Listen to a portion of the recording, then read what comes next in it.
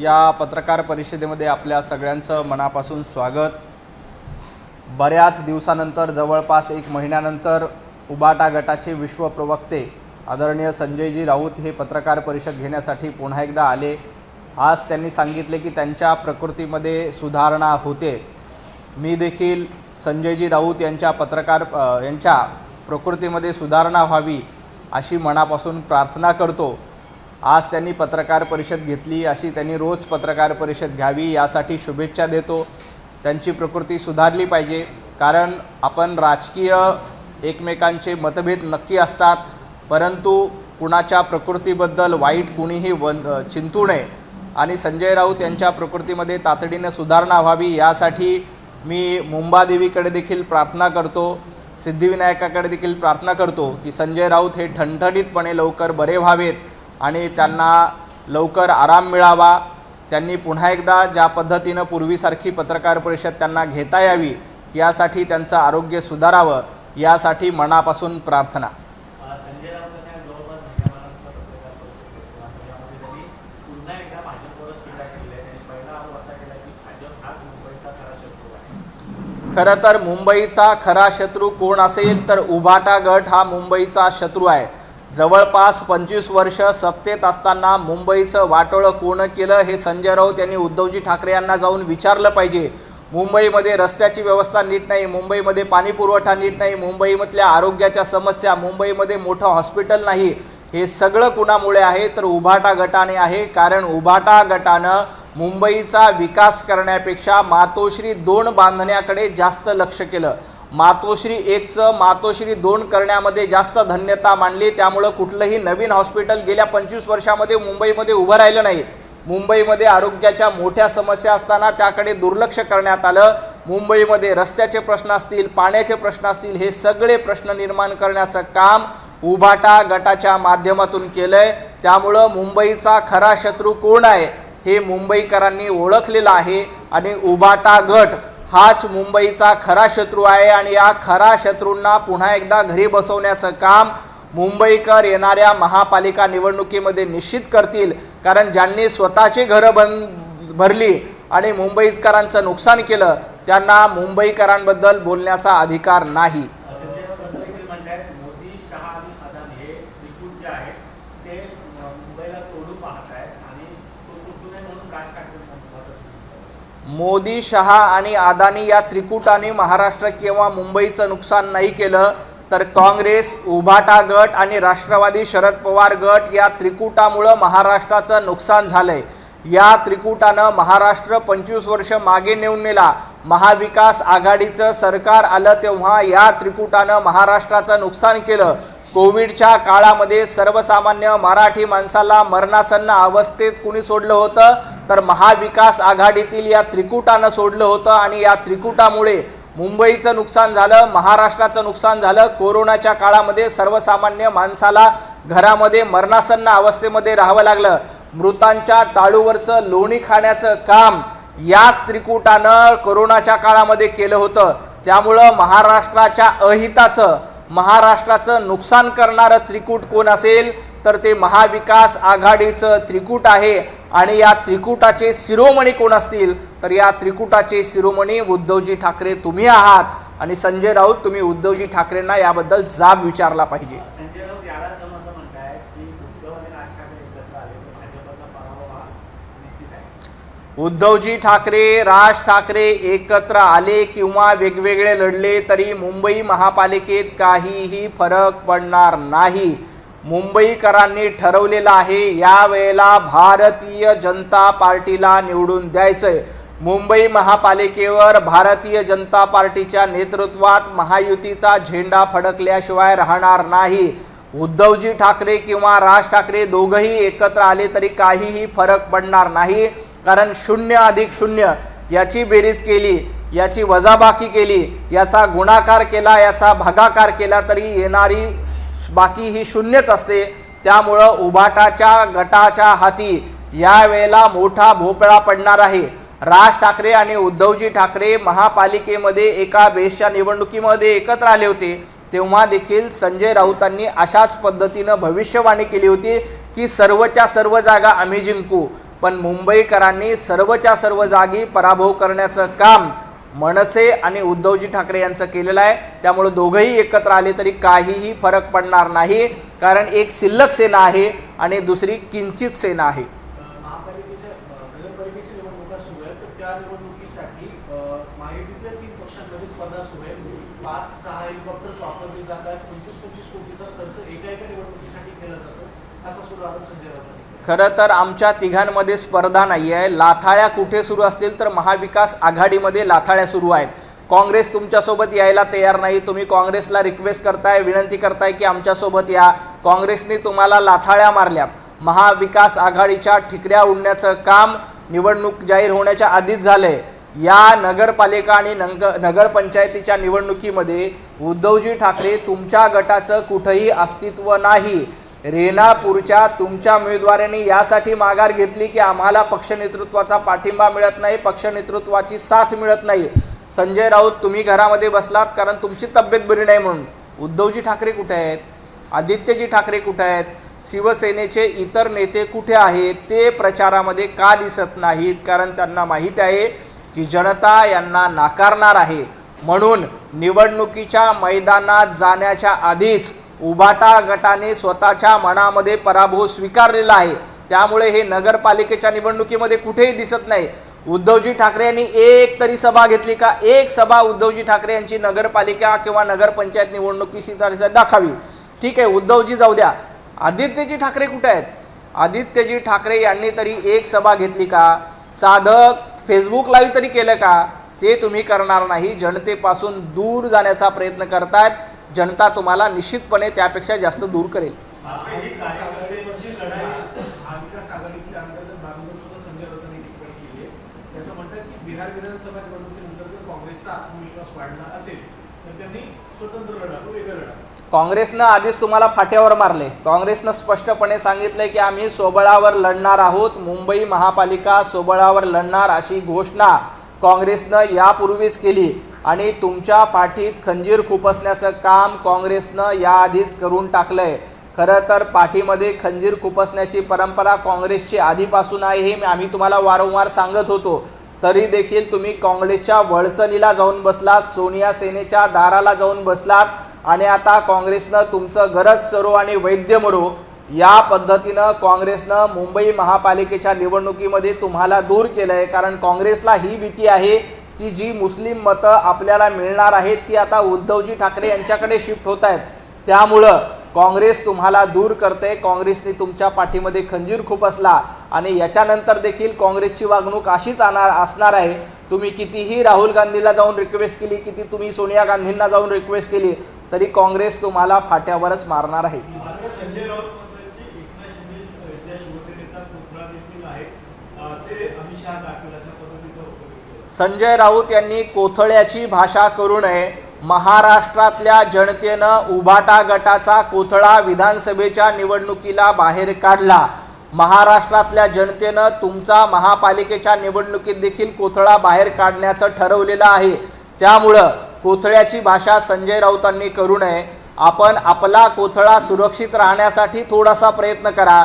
विधानसभेच्या निवडणुकीत महाराष्ट्रातल्या जनतेनं वाघनख काय असतात आणि कोथळा कशा पद्धतीनं बाहेर काढता येतो हे महाराष्ट्रातल्या जनतेनं दाखवून दिलंय आणि महाराष्ट्रातल्या जनतेनं देवाभाऊंच्या नेतृत्वात आशीर्वाद दिलेले आहेत. आता तुमचा कोथळा विधानसभेला निघाला, सुरलेला कोथळा महापालिका निवडणुकीत देखील निश्चित निघेल. राहिला प्रश्न एकनाथजी शिंदे यांचा, तर एकनाथजी शिंदे, देवेंद्रजी फडणवीस, अजितदादा पवार हे एकमताने पुढे चालतायत. काही ठिकाणी नगरपालिकेला किंवा नगरपंचायतीला आमची युती झाली नसली तरी महाराष्ट्रामध्ये महायुती म्हणून आम्ही भरभक्कमपणे एकमेकांच्या सोबत आहोत. कोथळा काढण्याची भाषा तुम्हाला शोभते, आम्ही एकमेकांच्या सोबत घेऊन चालणारे आहोत. राऊतांनी पुढे जाऊन भाजपवर आणखी एक गंभीर आरोप केला आहे की बाळासाहेब ठाकरेंनी भाजपला मदत केली होती. त्या बाळासाहेब ठाकरेंच्या पाठीत खंजीर खुपसण्याचं काम भाजपने. पाठीत खंजीर खुपसण्याची परंपरा उद्धवजी ठाकरे तुम्ही सुरू केली. 2019ला महाराष्ट्रातल्या जनतेनं युतीला पूर्णपणे आशीर्वाद दिले. भारतीय जनता पार्टीला 105, उभाटा गटाला जवळपास 53-54 जागा दिल्या होत्या. दोघांना मिळून युतीमध्ये सरकार बसत होतं. असं असताना मुख्यमंत्री पदासाठी फक्त आपल्याला मुख्यमंत्री व्हायचं, याच्यासाठी उद्धवजी ठाकरे तुम्ही देवेंद्रजी फडणवीस यांच्या पाठीमध्ये खंजीर खुपसला। वंदनीय बाळासाहेब ठाकरे हिंदुत्ववादाच्या विचारासाठी काम करत होते, तर उद्धवजी ठाकरे तुम्ही फक्त आणि फक्त सत्तेसाठी काम करतायत आणि भारतीय जनता पार्टीच्या पाठीस 2019 मध्ये खंजीर तुम्ही खुपसला होता। त्यामुळे खंजीराची भाषा तुम्ही करू नका। खंजीर खुपसण्याची परंपरा महाराष्ट्रामध्ये जर का कोणी सुरू केली असेल तर इतिहासामध्ये त्याच्या सुवर्ण अक्षराने उद्धवजी ठाकरे यांचं नाव लिहिलं जाईल। संजय राऊत असं म्हणतायत की ज्या पद्धतीने सध्या निवडणुकीला पैसे वाटले जात आहेत त्यामध्ये एकनाथ शिंदे आता कुठेही निवडणूक जिंकू शकतील, अमेरिकेतही निवडणूक जिंकू शकतील। एकनाथजी शिंदे अमेरिकेत किंवा जर्मनीमध्ये निवडणूक जिंकू शकतील का नाही मला माहीत नाही, परंतु संजय राऊत यांना जर का उमेदवारी दिली तर संजय राऊत पाकिस्तानच्या पंतप्रधान पदाची निवडणूक मात्र निश्चित जिंकू शकतील। संजय राऊत बांगलादेशच्या पंतप्रधान पदाची निवडणूक निश्चित जिंकू शकतील। त्यामुळे संजय राऊत यांनी जरा महाराष्ट्रामध्ये त्यांना स्कोप नाही, देशामध्ये त्यांना स्कोप नाही, त्यांनी आता पाकिस्तानमध्ये जाऊन उभाटा गटाने निवडणूक लढली पाहिजे। संजय राऊतांनी बांगलादेशमध्ये जाऊन निवडणूक लढली पाहिजे, कारण ज्या पद्धतीनं संजय राऊतांच्या भूमिका, ज्या पद्धतीनं उभाटा गटाच्या भूमिका येतात ते बघता पाकिस्तानमध्ये सर्वाधिक लोकप्रियची चाचणी घेतली, सर्वाधिक लोकप्रिय कोण आहे असं जर का विचारलं तर संजय राऊतांचा क्रमांक 1 लागेल। त्यामुळे एकनाथजी शिंदे लंडनमध्ये जिंकतील, न्यूयॉर्कमध्ये जिंकतील हे सांगण्यापेक्षा संजय राऊत तुम्ही पाकिस्तानमध्ये नक्की जिंकाल। त्यामुळे पाकिस्तानच्या पंतप्रधान पदासाठीच्या निवडणुकीत संजय राऊतांनी उतरावं। राणे बंधू वादावर आता रोहित पवारांची एक पोस्ट आली आहे, त्यांना की भावाभावात वाद काय असतात ते आम्ही जवळून बघितलेलं आहे।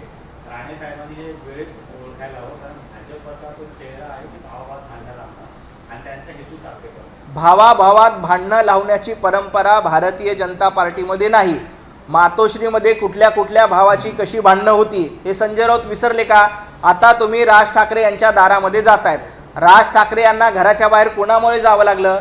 भावाभावामध्ये भांडण कोणामुळे लागलं होतं? वंदनीय हिंदू हृदय सम्राट बाळासाहेब ठाकरे दोन्ही भावांना एकत्र ठेवण्यासाठी प्रयत्न करत होते। तुम्हाला तुमच्या भावाला देखील सोबत ठेवता आलं नाही आणि तुम्ही दुसऱ्याच्या भावाचं सांगताय का? तुम्हाला स्वतःच्या भावाची चिंता नव्हती, फक्त आपल्याला सत्ता मिळावी, आपल्याला शिवसेना पक्षप्रमुख पद मिळावं यासाठी स्वतःच्या भावाला घराबाहेर काढणारे तुमचे मालक होते। त्यामुळे तुम्ही कृपया भावाबद्दल बोलू नये। भारतीय जनता पार्टी कधीही कुटुंब तोडण्याचं राजकारण करत नाही। कुटुंब एकसंघ असलं पाहिजे, कुटुंब सोबत असलं पाहिजे, यासाठी भारतीय जनता पार्टी प्रयत्न करते। तुम्ही तुमच्या भावाला घराबाहेर काढलं होतं, हा इतिहास आहे। एक मिनिट संजय राऊत। पक्ष फोडण्याच्या आरोपांवरून संजय राऊत असं म्हणाले की महाराष्ट्राची राजकीय संस्कृती उद्ध्वस्त करण्याचं काम देवेंद्र फडणवीस यांनी केलं। फडणवीसांकडनं सुसंस्कृत राजकारणाची अपेक्षा होती, परंतु ती फोल ठरली। खरं तर पक्ष फोडण्याची परंपरा भारतीय जनता पार्टीची नाही। एकनाथजी शिंदे स्वतःहून तुमच्या पक्षातनं बाहेर आले, कारण तुम्ही हिंदुत्ववाद सोडला होता। भारतीय जनता पार्टीने कधीही शिवसेना फोडलेली नाही। उलट एकनाथजी शिंदेंनी तुमच्या शिवसेनेला सोडून स्वतःला बाळासाहेब ठाकरे यांचा वारसा सांगत हिंदुत्वाचा विचार पुढे नेण्याचं काम एकनाथजी शिंदे यांनी केलं आणि तुमचा पक्ष शिल्लक सेना म्हणून राहिलेला आहे। अशा पद्धतीचा शिल्लक सेना पक्ष त्याचं अस्तित्व आता देखील महाराष्ट्रामध्ये कमी होत चाललंय। हा किंचित पक्ष राहत आहे आणि अशा पद्धतीचा किंचित पक्ष राहत असताना त्यांनी इतरांवर बोलणं थांबवलं पाहिजे। भारतीय जनता पार्टी कायम सर्वांना सोबत घेऊन राजकारण करत असतं। पक्ष फोडणी करणं भारतीय जनता पार्टीचं काम नाही, घर फोडणं हे भारतीय जनता पार्टीचं काम नाही। सत्तेसाठी तुम्ही स्वतःचं घर फोडलं होतं हे विसरू नका। निवडणुकीतल्या सातत्यानं होणाऱ्या पराभवांवरती संजय राऊतांनी एक टिप्पणी केली आहे की मतदारांनी, महाराष्ट्रातल्या मतदारांनी मुलाबाळांचं भविष्य 15,000 रुपयांमध्ये विकलं असं त्यांचा दावा आहे। महाराष्ट्रातल्या मुलाबाळाच्या भविष्याची चिंता नागरिकांना आहे। भारतीय जनता पार्टीचे नेते देवेंद्रजी फडणवीस यांना देखील महाराष्ट्रातल्या तरुणांची चिंता आहे। तुम्हाला मात्र स्वतःच्या मुलाबाळाची चिंता आहे। तुमच्या पक्षातील नेत्यांना स्वतःच्या मुलाच्या भविष्याची चिंता आहे। महाराष्ट्रातील नागरिक सजग आहेत, महाराष्ट्रातील नागरिक जागरूक आहेत। त्यांना माहीत आहे की देवेंद्रजी फडणवीस हेच तरुणाईचा विकास करू शकतात, तरुणाईला रोजगार देऊ शकतात, तरुणाईला पुढे घेऊन जाऊ शकतात. परंतु उद्धवजी ठाकरे, तुम्ही स्वतःच्या मुलाबाळाच्या विकासाची चिंता करतायत, तुम्ही स्वतःच्या मुलाबाळाच्या भविष्याची चिंता करतायत.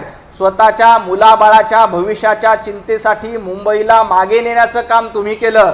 स्वतःच्या मुलाच्या भविष्याच्या चिंतेसाठी महाराष्ट्राला मागे नेण्याचं काम कोणी केलं असेल तर उद्धवजी ठाकरे तुम्ही केलेलं आहे. संजय राऊत, तुमच्या पक्षाला महाराष्ट्रातल्या मुलाबाळाची चिंता नाही, तर तुमच्या येणाऱ्या पिढ्यांची चिंता आहे.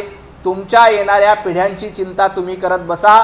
महाराष्ट्रातल्या हिताची चिंता देवेंद्रजी फडणवीस आणि भारतीय जनता पार्टी करते. आज संजय राऊतांनी आरोप केलेला आहे की 35 आमदार फोटो पाहताय एकनाथ शिंदेने दसऱ्याला आणि त्यांना फोटोचं दिसतोय. खरं तर संजय राऊतांनी ही भविष्यवाणी केली. अहो संजय राऊत, जेव्हा 40 आमदार तुमच्या शिवसेनेमधनं बाहेर पडले तुम्हाला कळलं नाही आणि आता शिंदे सेनेतली लोक बाहेर जातात हे तुम्हाला कळतंय. त्यावेळेला तुम्ही सरकारमध्ये होतात, त्यावेळेला तुम्ही महाविकास आघाडीचे शिल्पकार होतात. असं असताना 40 आमदार तुमच्या नाका घालून निघून गेले, तुम्हाला त्याची भणक लागली नाही, तुम्हाला त्याचा थांगपत्ता लागला नाही. आता सरकारच्या बाहेर आहात, आता तुम्ही घरात बसून आहात. असं असताना तुम्हाला कळते की शिंदे सेनेचे 35 लोक बाहेर जात आहेत. एकनाथजी शिंदे यांचं नेतृत्व सक्षम आहे. एकनाथजी शिंदे संपूर्ण पक्ष बांधण्यासाठी, त्याचं नेतृत्व करण्यासाठी सक्षम आहेत. कारण एकनाथ शिंदे घरात बसून फेसबुक लाईव्ह करत नाहीत. एकनाथ शिंदे घरात बसून पक्ष चालवत नाहीत. तुम्ही घरात बसून पक्ष चालवत होतात, तुम्ही फेसबुक लाईव्हवर पक्ष चालवत होतात. त्यामुळं तुमचे 40 आमदार तुम्हाला फोडून गेले, तुम्हाला सोडून गेले. संजय राऊत, त्याचा थांगपत्ता तुम्हाला लागला नाही. आता कुठेही उदबत्ती लावत बसता. अशी भविष्यवाणी बंद करा. भांडूपच्या गाढव नाक्यावर बसून भविष्यवाणी आणि कुडमुड्या जोशीचा धंदा नवीन संजय राऊतांनी सुरू केला असेल तर तो त्यांनी बंद करावा. कारण हा धंदा तुमचा चालणार नाही. तुमचं आत्तापर्यंतचं एकही भविष्य खरं ठरलं नाही. संजय राऊतांनी पहिलं भविष्य केलं होतं की महाविकास आघाडीचं सरकार पुन्हा येईल, ते आलं नाही. संजय राऊतांनी दुसरं भविष्य केलं होतं उद्धवजी ठाकरे पंतप्रधान होतील, ते झालं नाही. संजय राऊतांनी तिसरं भविष्य केलं होतं की उद्धवजी ठाकरे मुख्यमंत्री होतील, तेही झालं नाही. त्यामुळं हा तुमचा नवीन जो भविष्याचा धंदा आहे तो चालणार नाही. संजय राऊतांनी असं म्हटलंय, एकनाथ शिंदे प्रचाराच्या दरम्यान 2-3 गोष्टी फार प्रामुख्याने बोलतात की भाजप युती धर्म पाळत नाही. मुळात एकनाथ शिंदेना असं का वाटतं की भाजप युती धर्म पाळत नाही? भारतीय जनता पार्टीची पूर्ण आपण भूमिका बघा. भारतीय जनता पार्टीने सुरुवातीपासून महायुती टिकली पाहिजे आणि जास्तीत जास्त ठिकाणी महायुती झाली पाहिजे यासाठी प्रयत्न केले. परंतु दुर्दैवाने काही ठिकाणी आमची युती झाली नाही, महायुती झाली नाही. त्या ठिकाणी स्थानिक पातळीवर उलट एकनाथजी शिंदे, तुम्ही उद्धवजी ठाकरे यांना बरोबर घेतलं. कुठं? सिंधुदुर्गामध्ये. भारतीय जनता पार्टीच्या विरोधामध्ये सिंधुदुर्गामध्ये एकनाथजी शिंदे यांच्या पक्षाने उद्धवजी ठाकरे यांच्या पक्षाला बरोबर घेतलं. मग युती धर्म कोण पाळत नाही याचा विचार स्वतः एकनाथजी शिंदे आणि शिंदे सेनेने करावा. भारतीय जनता पार्टीने तुमच्या विरोधामध्ये कुठेही उद्धवजी ठाकरे यांना बरोबर घेतलं नाही. आम्ही कुठेही शरद पवार गटाला सोबत घेतलं नाही. आम्ही अशा पद्धतीची अधर्माची युती केलेली नाही. तर आम्ही जी नैसर्गिक युती आहे ती नैसर्गिक युती केलेली आहे. दुर्दैवानं एकनाथजी शिंदे यांना त्याचा विसर पडला असेल, म्हणून त्यांना आठवण करून देतो की युती तोडायची सुरुवात किंवा युती धर्म न पाळायची याची सुरुवात जर का कोणी केली असेल तर ती शिवसेनेकडनं झालेली आहे. आमचा अजून देखील युतीवर पूर्णपणे विश्वास आहे. काही ठिकाणी आमचे मतभेद निश्चित असतील, परंतु आम्ही जास्तीत जास्त ठिकाणी महायुती म्हणूनच लढतोय. एकनाथजी शिंदे, देवेंद्रजी फडणवीस, अजितदादा पवार यांना सोबत घेऊन आम्ही महाराष्ट्राचा विकास करतोय. राज्यामध्ये ही युती भक्कम झाली पाहिजे यासाठी आमचा कायम प्रयत्न असणार आहे. तुम्ही आता म्हणाल की पहिला प्रयत्न युती धर्म किंवा युती धर्मापासून बाजूला जाण्याचं पहिलं काम झालं ते शिंदे गटाकडनं झालं. उदगीरमध्ये त्यांच्या उमरग्यामध्ये काँग्रेससोबत त्यांनी अलायन्स केलं. हे जे संबंध ताणले गेले असं दिसतंय. या पार्श्वभूमीवरती दिल्लीतलं नेतृत्व या प्रश्नामध्ये काही दखल घेईल किंवा मध्यस्थी करेल अशी देखील एक बातमी समोर येते. मला वाटत नाही की यामध्ये कुठे कोणाची दखल द्यायची गरज आहे. आदरणीय देवेंद्रजी फडणवीस, एकनाथजी शिंदे आणि अजितदादा पवार हे तिघही लोक समर्थ आहेत. ते एकमेकांसोबत बसतील आणि युतीमध्ये काही थोडेसे मतभेद असतील तर ते दूर करण्याचा प्रयत्न निश्चितपणे करू. आम्ही पहिल्या दिवशीपासून सांगतो की महाराष्ट्राचं हित महायुतीमध्ये आहे. महायुतीला सोबत घेऊन जाण्याचा प्रयत्न देवेंद्रजी फडणवीस यांनी सातत्यानं केलाय. तरीही काही स्थानिक पातळीवर मतभेद झाल्यामुळे आमची महायुती होऊ शकली नाही. तिथं आम्ही मैत्रीपूर्ण लढत करण्यासाठी तयार आहोत. इथून पुढे देखील आम्ही महायुती म्हणून भरभक्कमपणे लढू. जर नगरपालिकेमध्ये खरं तर नगराध्यक्ष आहेत अजित पवार गटाचे, त्यांच्यावर कुठेतरी दगडफेक केलेली आहे आणि ही दगडफेक केलेली आहे ती गोपीचंद पडळकरांच्या कार्यकर्त्यांनी केलं असं देखील आता आरोप होताना पाहायला मिळतो. खरं तर भारतीय जनता पार्टीची दगडफेक करण्याची, कुणावर हल्ला करण्याची संस्कृती नाही. या प्रकरणामध्ये पोलीस, निवडणूक आयोग योग्य ती चौकशी करेल. या प्रकरणात जो कोणी दोषी असेल त्याच्यावर निश्चित कारवाई झाली पाहिजे. कुणाच्या घरावर हल्ला करणं, कुणाच्या घरावर दगडफेक करणं हे निवडणुकीमध्ये किंवा एकूणच अयोग्य आहे. याचं समर्थन भारतीय जनता पार्टी कधीही करत नाही. भारतीय जनता पार्टीची ती संस्कृती नाही. राजू शेट्टी जे आहेत ते म्हणतात की शक्तीपीठ महामार्ग हे मुख्यमंत्र्यांचं जरी स्वप्न असलं तरी दिवा स्वप्नच राहील, ते होणार नाही. राजू शेट्टींना एवढंच सांगायचं आहे की जेव्हा समृद्धी महामार्ग सुरू करायचा होता तेव्हा देखील अनेकांनी त्याच्यात खोडा घालण्याचा प्रयत्न केला. परंतु आज आपण बघतोय की नागपूर ते मुंबई समृद्धी महामार्ग झाल्यामुळे विदर्भ आणि मराठवाड्याच्या शेतकऱ्यांना सर्वाधिक फायदा झाला. असं शेतकऱ्यांच्या हिताचं हे सरकार आहे. शक्तीपीठ महामार्ग झाल्यानंतर देखील शेतकऱ्यांचं सर्वाधिक हित आहे. हे दुर्दैवानं राजूजी शेट्टी यांना लक्षात येत नसेल तर आदरणीय देवेंद्रजी फडणवीस त्यांना समजून सांगतील. राजू शेट्टी यांनी सरकारसोबत बैठकीला यावं. हा समृद्धी महामार्ग जसा शेतकऱ्यांसाठी कायापालट करणारा ठरला तसा शक्तीपीठ मार्ग देखील मराठवाडा आणि विदर्भातील शेतकऱ्यांसाठी वरदान ठरणार आहे. त्यामुळं या शक्तीपीठ महामार्गाला विरोध करू नये. एकीकडे संभाजीनगरमध्ये सभा होत आहे, त्या सभेसाठी मुख्यमंत्री आहेत, दुसरीकडे एकनाथ शिंदे देखील होते. एकाच हॉटेलमध्ये दोन असताना देखील आहेत ते एकमेकांशी संवाद झाला नाही अशी देखील चर्चा सुरू झाली. देवेंद्रजी फडणवीस आणि एकनाथजी शिंदे यांच्यामध्ये कुठेही विसंवाद नाही. एकमेकांशी संवाद करण्यामध्ये सक्षम आहेत. कदाचित शेड्यूलमुळे ते एकमेकांना भेटले नसतील, याच्याबद्दल मला माहिती नाही. आजारपणाबद्दल राऊतांनी 2 टिप्पण्या केल्या. एक तर ते असं म्हणून की जेव्हा मी तुरुंगात होतो तेव्हापासूनच मला हे आजारपण सुरू झाले, त्यामुळे भाजपला आनंद वाटतो विरोधकांना जेलमध्ये टाकले. कुठेतरी आजारपणाचं कारण हे ते तुरुंगात गेले यावरती त्यांनी उल्लेख केली नाही. आजारपणाबद्दल भारतीय जनता पार्टीच्या सर्वच नेत्यांनी संजय राऊत यांची प्रकृती सुधारणा व्हावीत यासाठी शुभेच्छा दिल्या, प्रार्थना देखील केली. आम्ही देखील संजय राऊत हे लवकरात लवकर बरे व्हावेत यासाठी प्रार्थना करतोय. परंतु अशा पद्धतीनं आजारपणाचं राजकारण कुणी करू नये. दुर्दैवाने संजय राऊत यांनी असं सांगितलं की मी जेलमध्ये गेल्यामुळे मला आजार झाला. असं जर का जेलमध्ये गेल्यामुळं आजार होत असतील तर आर्थर रोडमधल्या सगळ्याच तुरुंगवासियांना किंवा आर्थर रोडमधल्या सगळ्याच लोकांना आजार व्हायला पाहिजे होता. फक्त एकट्या संजय राऊतांनाच का झाला? तर असं काही नसतं की तुरुंगात गेल्यामुळे आजार झाला, तिकडे गेल्यामुळे आजार झाला. प्रत्येकाची प्रकृती वेगवेगळी असते, त्याच्यामुळे तो आजार होत असतो. दुर्दैवानं आजाराचं राजकारण संजयजी राऊत यांनी करू नये. ते करणार नाहीत याचा मला विश्वास आहे. देवेंद्र फडणवीस गलीकडे आमचे जवळचे मित्र होते. त्यांनी मला आजारपणामध्ये विचारपूसही केली आणि मदतीची तयारीही दर्शवली. एका बाजूला टीकाही करते, दुसऱ्या बाजूला ज्या विचारपूस त्याबद्दल एक भाष्य. देवाभाऊ कधीही छोटं मन करत नाही. देवाभाऊ मोठ्या मनाचे आहेत. तो आपला मित्र असो, शत्रू असो किंवा विरोधक असो, त्याला मदत करण्यासाठी देवाभाऊ सातत्यानं सरसावत असतात. त्या मदतीसाठी प्रयत्न करत असतात. संजय राऊत यांना देखील त्यांनी मदतीचा हात पुढे केला. कुणीही आजारी असले तर त्याच्या पाठीशी उभं राहणं हे देवाभाऊ नेहमी सातत्यानं करत असतात. संजय राऊत हे असं म्हणाले की देवेंद्रजी फडणवीस आमचे कधी काळी मित्र होते, परंतु त्यांच्या पाठीत खंजीर खुपसण्याचं काम कुणी केलं होतं हे जरा उद्धवजी ठाकरे यांना जाऊन विचारावं. देवाभाऊ यांनी उद्धवजी ठाकरे यांना मोठ्या भावाप्रमाणे सन्मान दिला होता, तरीही उद्धवजी ठाकरे यांनी देवाभाऊंच्या पाठीत खंजीर खुपसण्याचं काम केलं होतं. हे संजय राऊत यांनी विसरू नये.